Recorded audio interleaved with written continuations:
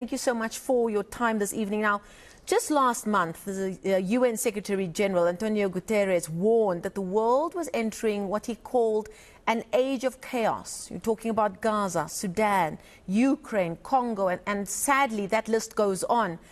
As a man of faith, is it difficult even for you to see any light to look forward to right now? That's a very good question. And in fact, faith is exactly what we turn to at times like this. First of all, I must apologize. I'm actually standing outside an airport, so I apologize for the noise and the lights in the background.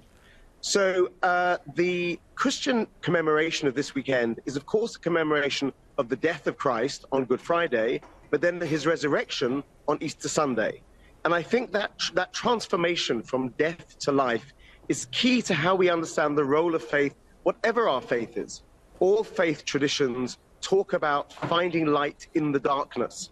And I think at a time when there is so much darkness in the world, there is so much conflict, there are so many reasons to despair, that's exactly when we need to look for the reasons for hope.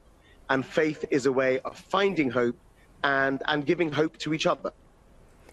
If I could bring another quote in from that speech from the UN Secretary General just last month, he said that if all countries fulfill their obligations under the UN Charter, every person's right to life of peace and dignity would be guaranteed.